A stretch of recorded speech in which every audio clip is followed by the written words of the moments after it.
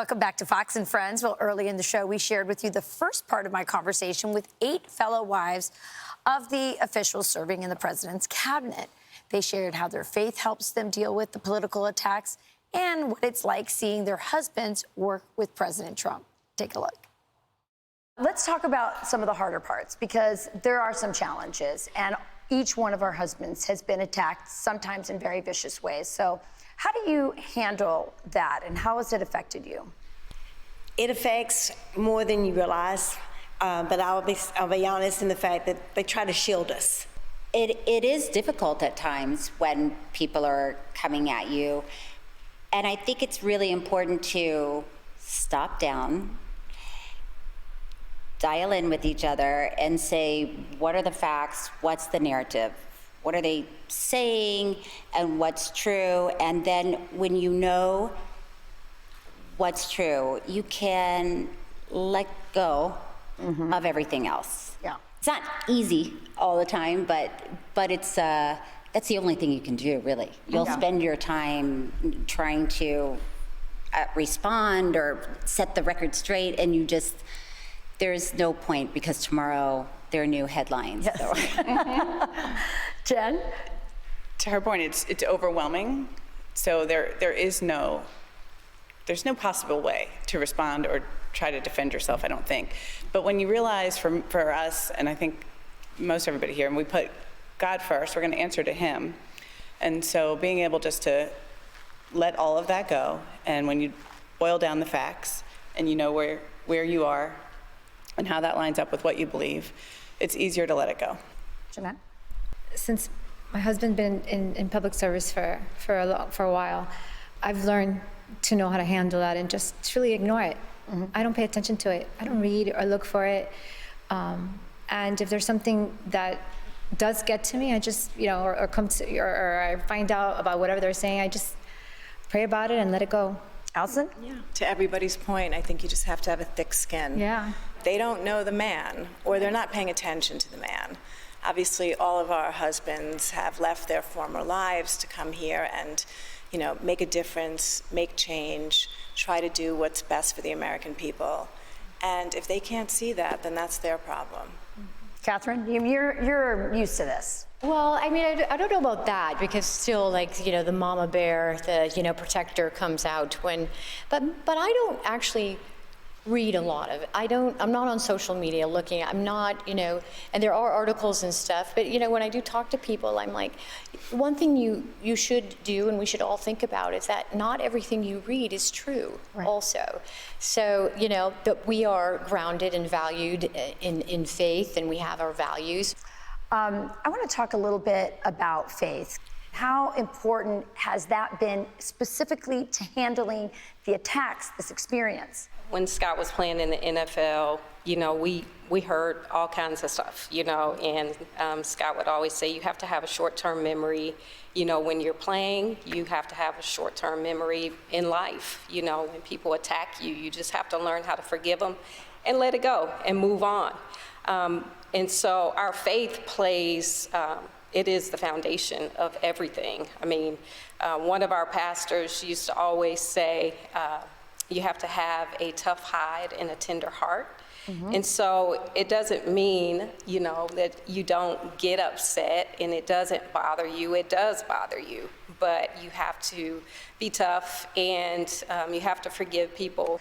Talk to me, I'll start with you, Allison, about how working for President Trump in particular has impacted your husband, or the way he makes decisions, or how he's approaching his job. What I have found interesting is watching my own husband grow as a leader, sort of being mentored by President Trump. President Trump has definitely not just been a role model and a leader for Howard, but he's definitely been an educator. And he's also been a friend. And he calls Howard at midnight. They talk about the day. He's someone who Howard can keep up the pace with. Howard works 24/7, so does President Trump. And so they have a really nice connection and energy together. I think for Marco, working with the president as a senator, and obviously now as a Secretary of State, has been it's been a different experience. I would say that he sees the president as, just like Allison said, as an educator. He admires him. And one of the things I would say about the president is he doesn't micromanage. He lets every single person working in the administration do what they do best. She took the words right out of my mouth. And our husbands work closely together, and I think that's part of it. As you see, there is no micromanaging. He sets an agenda, and then he empowers everybody to do what they're supposed to do. And I think they appreciate that so much, because if they couldn't do that, nothing would get done. I think the president sets the bar for energy, and it's been fun to watch Bobby work with the president, because those two are like, and they, I like the idea of empowerment, because the president does empower Bobby, empowers other people in the cabinet, and it is always giving a master class of this is how you get it done.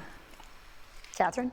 Doug has said he's hardly ever had a boss in his career, but working for President Trump is so rewarding for him, and he's learning so much. But they're also so aligned on a lot of levels, because Doug's a business guy, the president, Doug's a real estate development, and he's a risk taker. Doug's always been a risk taker, and clearly the president is the same. And so they're aligned on so many levels, and I think that that makes it a great partnership. Scott marvels at how much the president can get done in one day. It's incredible. Amazing, right? It is amazing that he seems to be able to go off of 3 hours of sleep and change the world.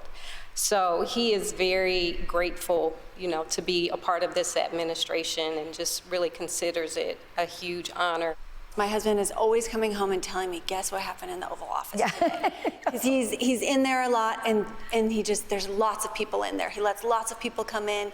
And I think that's one of the things Jameson really likes is sometimes the media portrays Trump as making these snap decisions on a whim, but really he's listening and talking to everyone. He's listening to experts.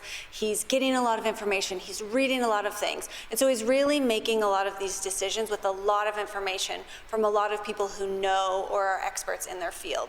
And that's been something that Jameson has really appreciated, is really all that gathering of information and using that to make decisions. Excellent. Lisa? I think the president is very open to new ideas, way of doing things, going with the past, and let's see what we can do differently to make it work. He's all about, making everything great again, so we cannot go backwards. We've got to go forward.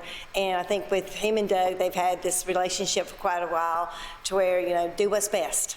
And that's bottom line, do what's best, and everything will fall into place. This has been an amazing interview. I hope everyone sees just how remarkable not just the cabinet members are, but the women and the spouses behind them. And this was riveting, and I cannot thank you ladies enough. And I'll see you at lunch next month. I'm Steve Doocy. I'm Brian Kilmeade. And I'm Ainsley Earhart. And click here to subscribe to the Fox News YouTube page to catch our hottest interviews and most compelling analysis.